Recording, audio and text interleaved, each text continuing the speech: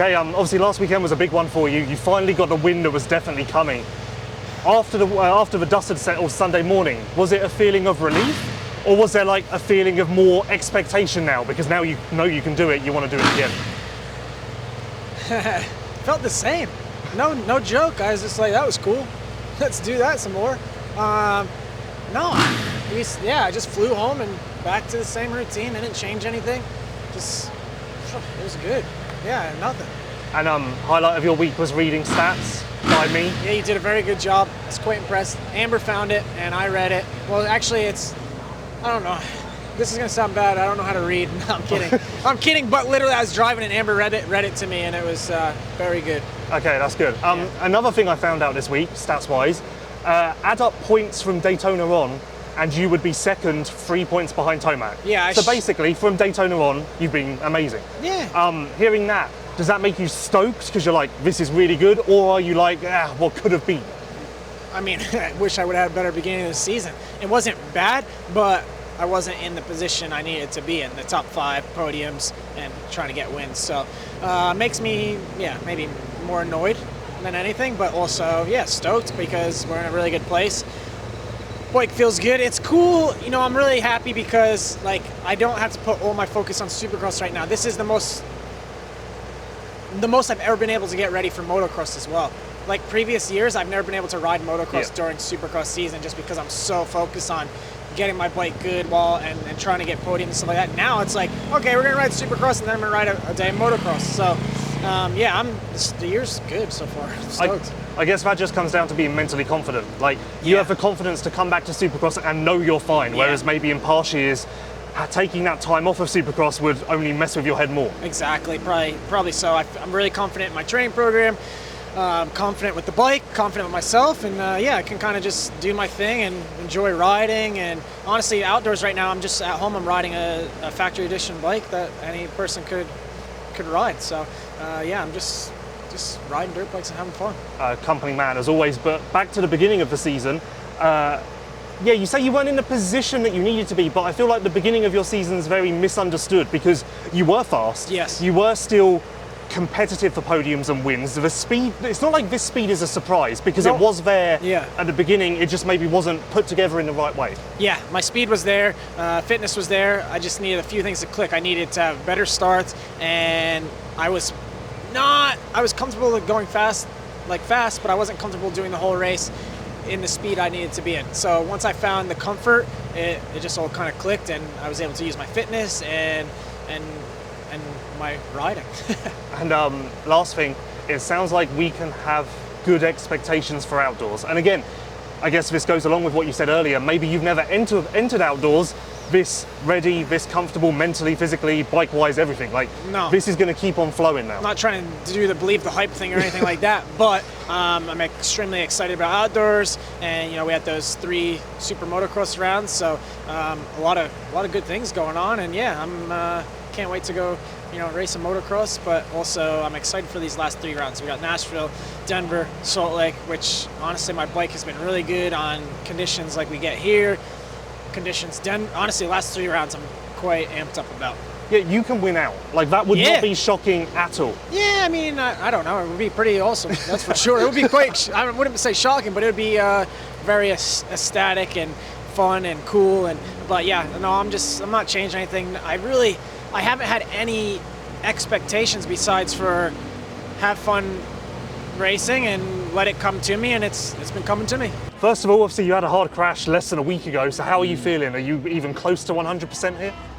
I wouldn't say 100% for sure. Around 70 or so. It's just I feel fine. It's just I had a lot of bruising and swelling inside my pelvis, and it's just such a weird feeling. I don't even know how to explain. I didn't even know how to explain it to the the Alpine Star guys, and it's still just a weird feeling. Some certain movements I do, they just fire up my groin, and it's really uncomfortable. So I'm doing all right. I'm very, very lucky from that crash last weekend, and what it could have been.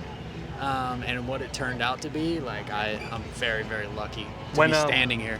when you hit the dirt, with the unexplainable pain, I'm guessing you thought you were done. Like, you didn't know what was wrong, but you're like, yeah, this is serious. I really thought I broke my back at first, because I bounced and I got up and I walked away, but I had my breath at first, but then it went away.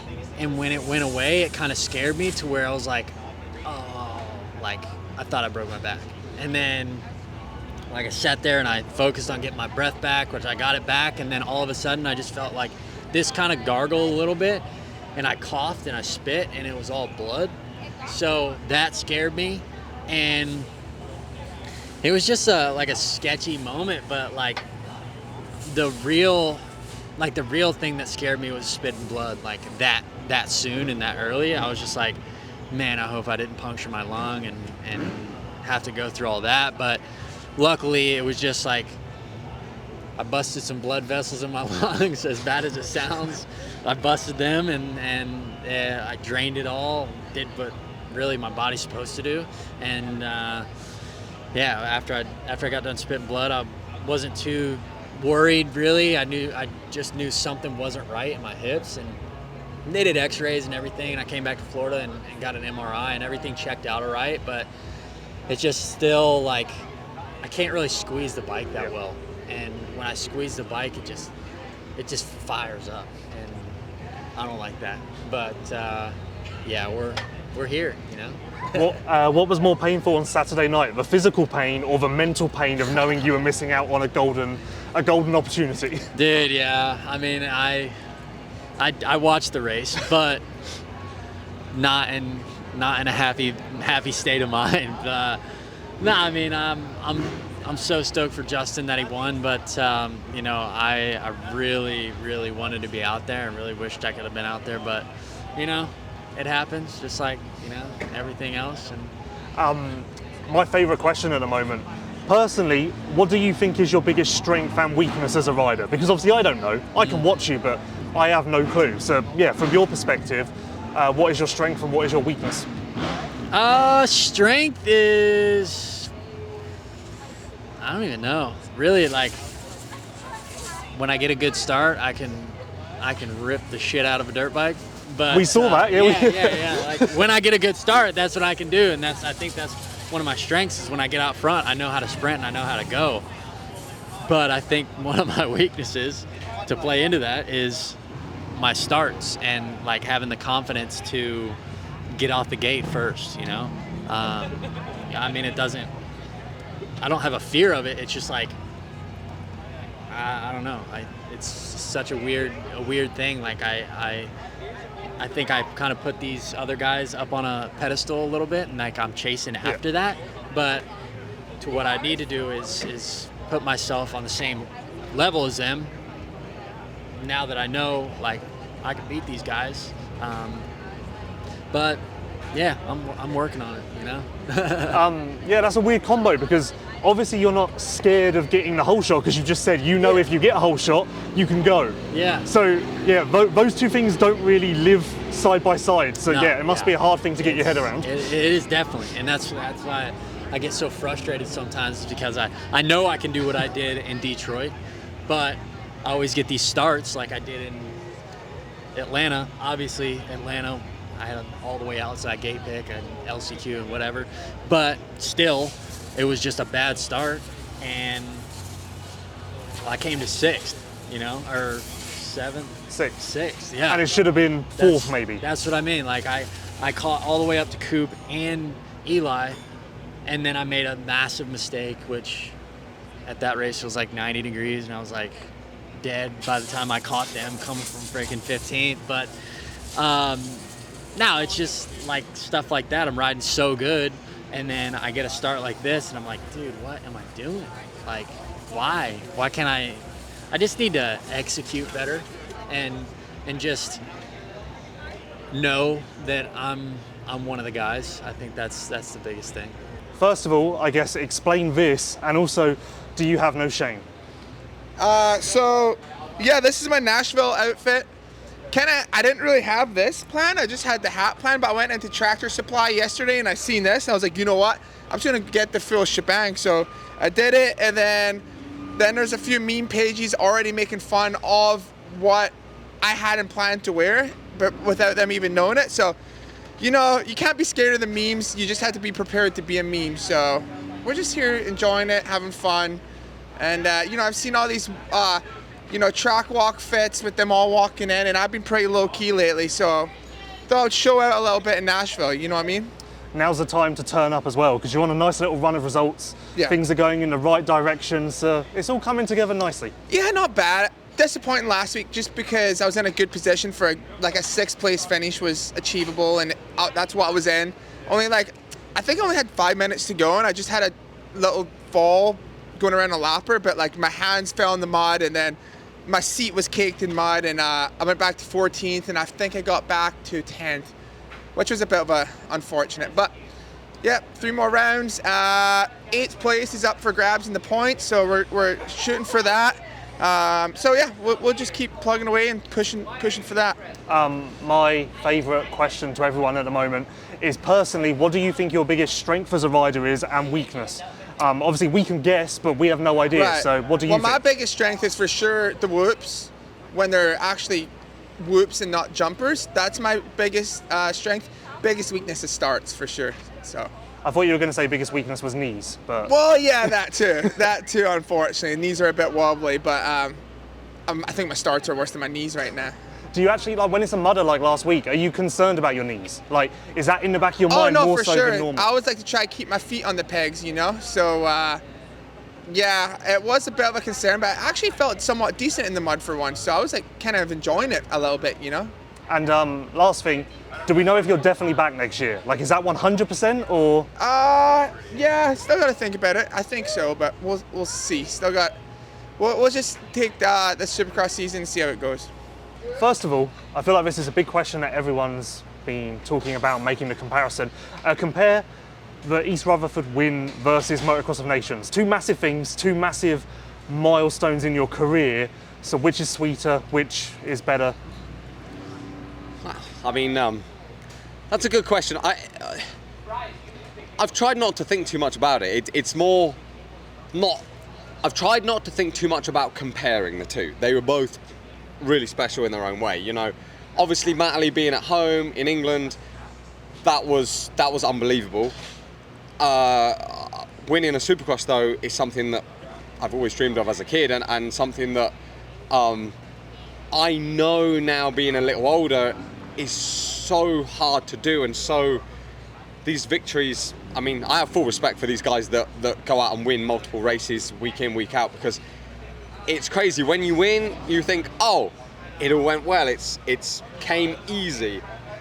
But then for me, 7 days later, I've got to go and race again, and I know it's not easy. And it's one of those that I appreciate, that, let's say, I appreciate it this time round much more than Matterley. When I won in Matterley, I thought to myself, oh, I'm gonna keep winning all the time, and came back round to the next race after the off season, and I got smoked, and I was like, oh man, like it's crazy how when things are clicking, they're clicking, and yeah, the win last weekend was absolutely unbelievable, and it's tough because, yeah, you can be happy for a couple of days, but then you got to refocus on this weekend. You know, I've got to stay focused on the job at hand, and that's, you know, continuing to be solid, and I just want to be inside the top 5 and continue to be consistent with what I'm doing, and try and be inside the top 3 in this championship by the end of it. Have you noticed like the vibe is different walking in here today? People treating you a little differently.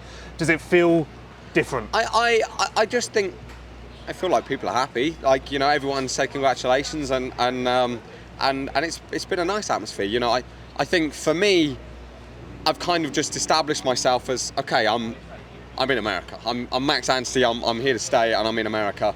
And you know, up until this point, it's always like I felt like a bit of an outsider. I guess I haven't really thought about it, but that is kind of, yeah. Now I feel like I'm at home as much here as what I was in the GP pits or whatever. So yeah, I'm just enjoying the vibe, and yeah, focused on, again, going racing tomorrow, you know, like nothing changed, you know, like I didn't win last weekend. It's just clean slate, brand new day tomorrow and just go out and execute what I can do. I think the biggest threat or negative that can come from a big win like you had last week is the team you're on, not just this team, any team, they can start acting differently around you, and expectations change, the mood can change, and people... I think Marty, having the experience of being a Supercross winner, I think, yeah, everything's the same. Everything's like normal. We're obviously, they're all pumped. They've you know, I've managed to give them what they've all worked so hard for. I mean, just getting on the podium was amazing at the first round, and let alone being on the podium 4 times now and getting a win. It's something that I think coming into this season we didn't expect. But no, all it's done is brought us closer together. I think we're working in the same direction. Of course, yeah, we'd like to keep winning races and keep being on the podium, but like I said, we all know it's not easy, and we all know that each one of these is hard to come by, so we enjoy it while we can, but focused on the job of, you know, tomorrow now. Have you noticed that with teams in the past though, where you make a breakthrough Yeah. and then suddenly it all just feels a bit different, and like, whereas before maybe everyone would have been stoked on a 4th, then you get a 4th and everyone's like, well, what happened? And you're like, no, yeah, I'm still the definitely. same. I know. I think it's like being at school, isn't it? When you do well at your homework, and then the teacher turns around and goes, "Oh, this is what I expect every time now," and you're like, "Yeah, but no, but yeah." Anyway, but still, it's one of those where no, these guys have been solid, and I think Marty's. And Yuri's got a lot of experience with that in Australia. So I mean, to be honest, our guys are solid and level, and we win together, we lose together, and it's good practice for us. You know, at the end of the day, I want to go and win a title at some point. I want to go and whether that's, you know, AMA and going into World Supercross or going into the Australian Championship again. I want to go and do these things, and having this added pressure and this dynamic is only preparing all of us for the future. And for me, you know, I'm happy with the group of guys that I'm with, so I've got no plans on going anywhere anytime soon, and I want to keep progressing. Anyway, that's it. I've wrapped it up. That's You're done now anyway. all right.